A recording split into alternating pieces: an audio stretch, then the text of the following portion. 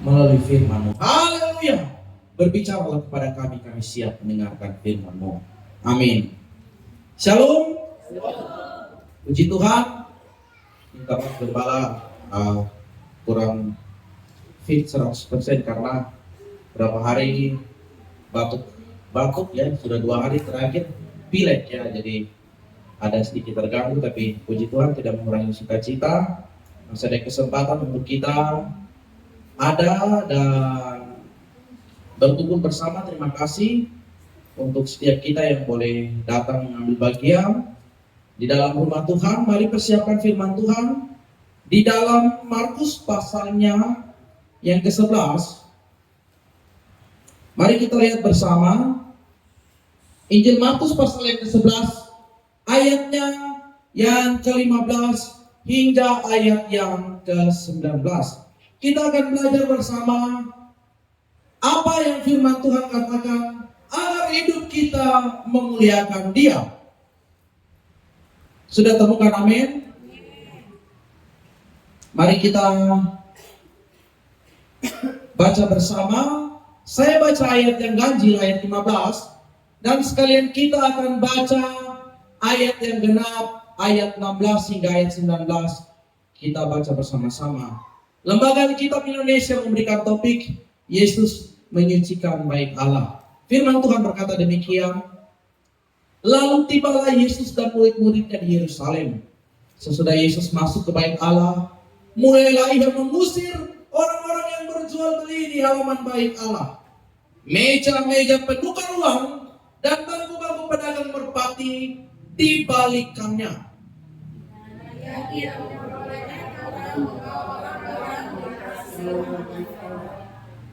Lalu ia mengajar mereka, katanya, bukankah ada tertulis, rumahku akan disebut rumah doa bagi segala bangsa, tetapi kamu ini telah menjadikannya sarang penyamun.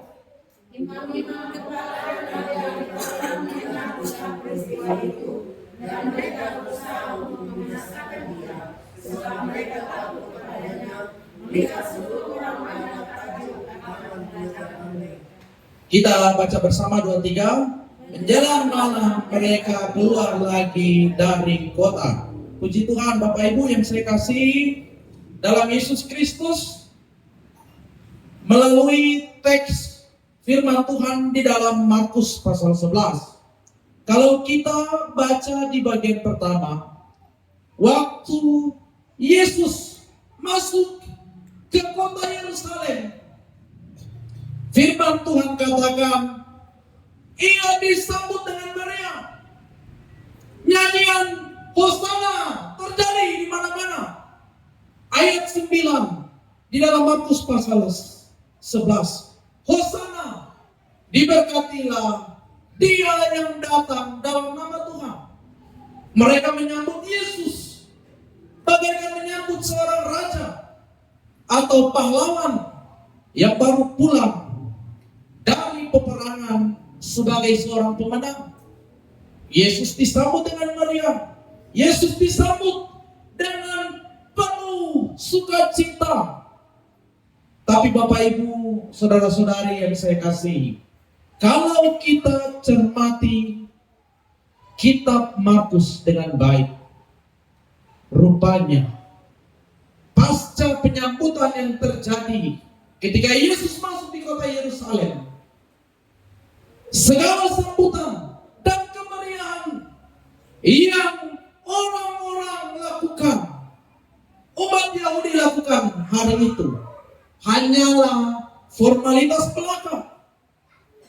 Mereka yang berkata Hosana bagi dia yang datang di dalam nama Tuhan. Mereka yang berkata Hosana dengan sangat meriah. Mereka juga lah yang nantinya akan berkata, salibkan dia. Salibkan dia. Dan teks firman Tuhan yang kita baca di dalam Markus pasal 15 menunjukkan bahwa pola hidup orang Israel, umat Tuhan, pada waktu itu tidak sesuai dengan apa yang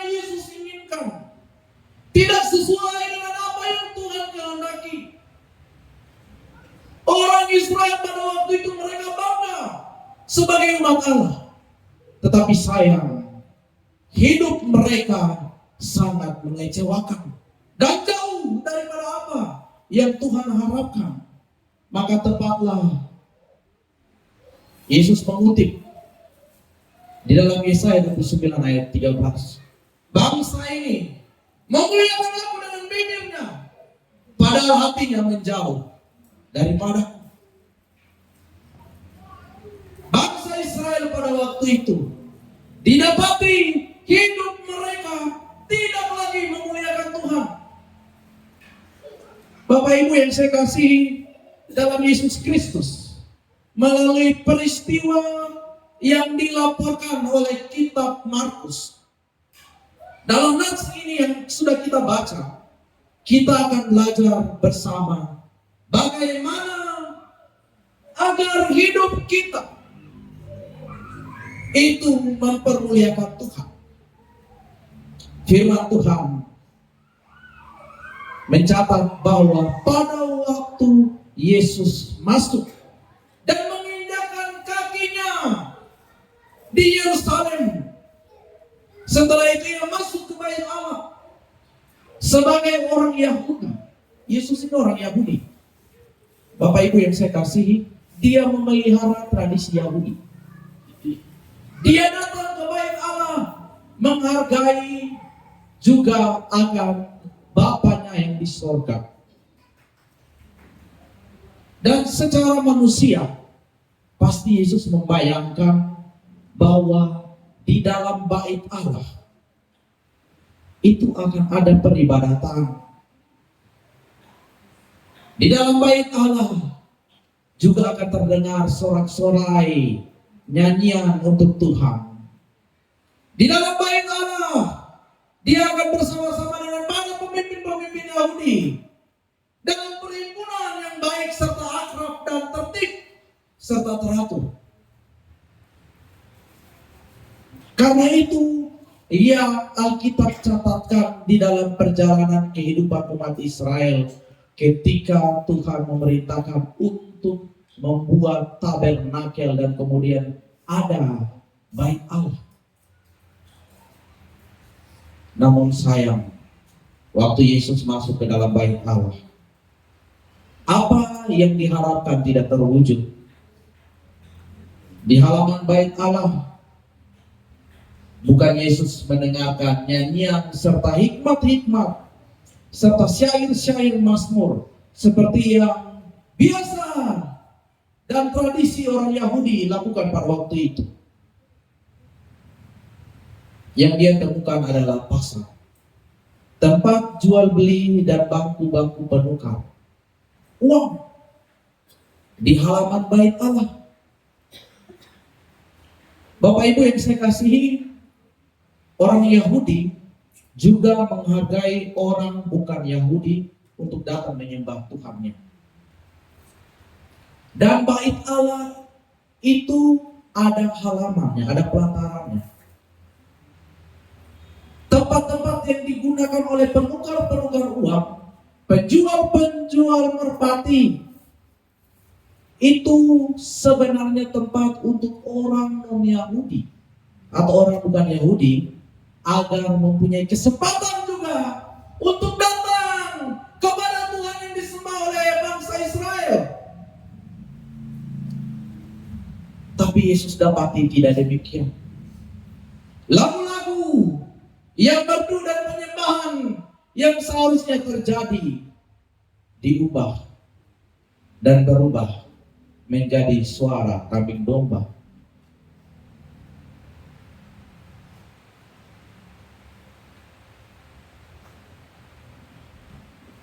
Rumah Allah, bait Allah berubah fungsi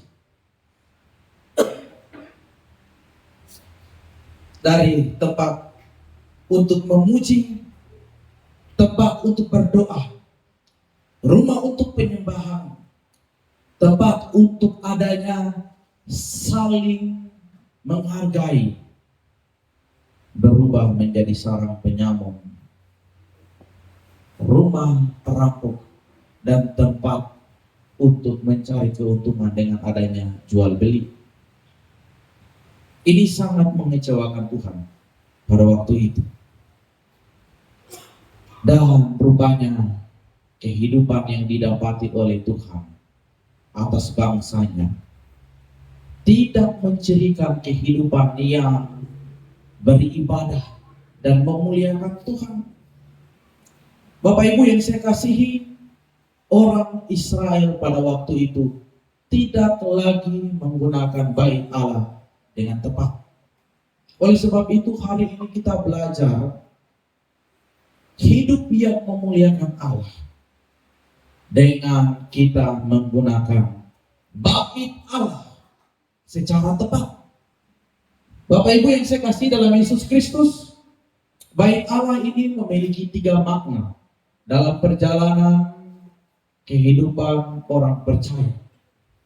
Yang pertama, dalam perjanjian lama, bait Allah itu tempat untuk Allah hadir dan menjumpai umatnya. Untuk Allah hadir dan berbicara dengan umatnya. Dalam perjanjian baru ini nyata, waktu Tuhan memerintahkan Musa untuk mendirikan kemah atau yang disebut tabernakel. Dalam perjanjian lama, ini fungsi dan arti dari bait Allah. Dalam perjanjian baru, bait Allah itu adalah tempat yang Allah hadir, yang mana nyata kehadirannya melalui Yesus Kristus. Kita baca Yohanes pasal 2 ayatnya yang ke-19 sampai ayat yang ke-21. Waktu Yesus menyucikan bait Allah, dalam kisah yang sama, waktu Yesus mengatakan cinta untuk rumahmu itu menghanguskan aku, Yesus berkata, rombak bait Allah ini dan dalam 3 hari aku akan mendirikannya kembali. Yohanes pasal 2 ayat 19. Lalu kata orang Yahudi masih punya pemikiran demikian, 46 tahun orang mendirikan bait Allah ini dan engkau dapat membangunnya dalam 3 hari. Tetapi yang dimaksudkannya dengan bait Allah ialah tubuhnya sendiri. Artinya Yesus adalah lambang kehadiran Allah, representasi Allah untuk umatnya di dalam dunia ini. Ini dalam perjanjian baru ketika Yesus hadir. Nah Bapak Ibu yang saya kasih, di zaman gereja hari ini, pasca Yesus sudah tidak lagi ada bersama dengan kita. Di zaman kita, orang-orang yang sudah percaya dan yang disebut gerejanya, firman Tuhan katakan di dalam 1 Korintus pasal 3 ayat 16 hingga ayat 17, bait Allah ialah tubuh kita orang percaya. Bait Allah adalah kita orang-orang percaya. Bait Allah ialah saudara dan saya. Amin. Makanya saya sangat suka dan sangat hafal lirik lagu di dalam Kidung Jemaat yang berkata, aku gereja, kau pun gereja. Kita sama-sama gereja. Gereja bukanlah bangunan dan bukan pula menaranya. Bukalah pintunya, lihat ke dalamnya. Gereja adalah orangnya. Bait Allah adalah saudara dan saya. Bapak Ibu yang saya kasih dalam Yesus Kristus, bait Allah adalah kita. Dengan demikian Bapak Ibu yang saya kasih, kalau bait Allah itu adalah kita,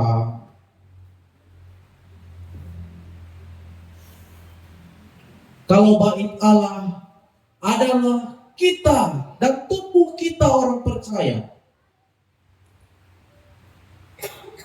seandainya kalau Tuhan Yesus datang dan mau hadir di dalam gerejanya, di dalam baitnya, untuk melihat dan masuk ke dalam kehidupan kita, kita perlu bertanya hari-hari ini, apakah Dia Tuhan menemukan kita yang adalah baitnya dalam fungsi yang sebenarnya?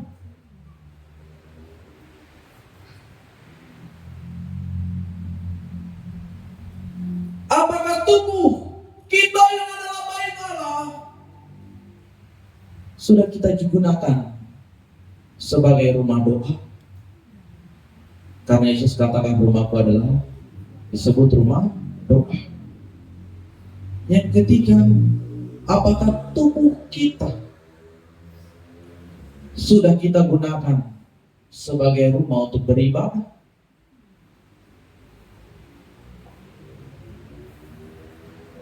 Pertanyaan penting yang terakhir yang perlu kita renungkan. Dalam bait Allah ada tempat untuk orang-orang di luar umatnya untuk datang dan mengenal Tuhan yang disembah oleh bangsa Israel. Apakah kita hari ini yang adalah bait Allah, tubuh kita gunakan sebagai rumah, sebagai sarana bagi orang-orang yang belum percaya agar mereka dapat mendengar dan memahami Injil serta mengenal Tuhan? Pertanyaan ini perlu kita renungkan dengan baik, Bapak Ibu yang saya kasih dalam Yesus Kristus. Jangan sampai peran dan fungsi hidup kita yang adalah bait Allah dialihfungsikan seperti kisah yang Yesus jumpai di dalam Markus pasal 11 ayat 15 hingga ayat yang ke-19.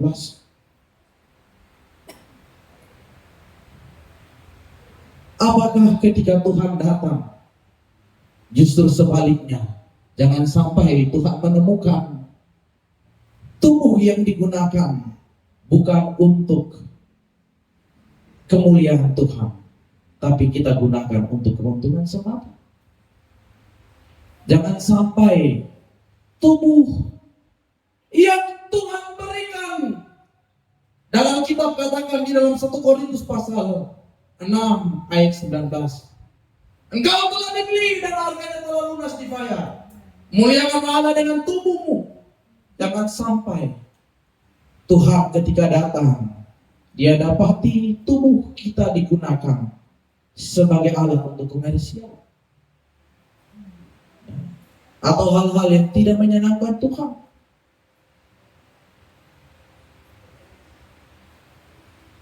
Apakah terlebih parahnya, jangan sampai ketika Tuhan datang, Tuhan dapati tubuh kita itu digunakan seperti bait Allah pada waktu itu, yang adalah sarang penyamun.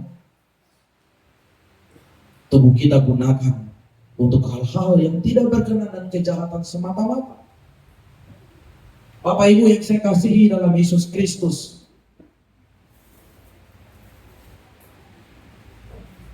muliakanlah Tuhan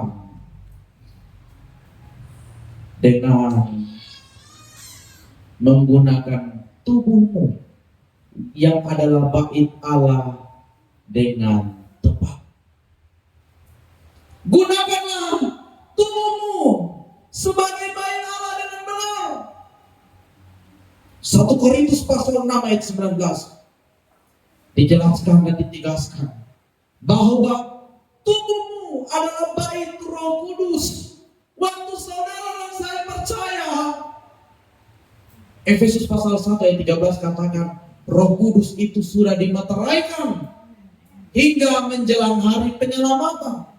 Artinya Roh Kudus itu ada dan sudah menjadi tanda bahwa kita adalah orang-orang yang akan diselamatkan.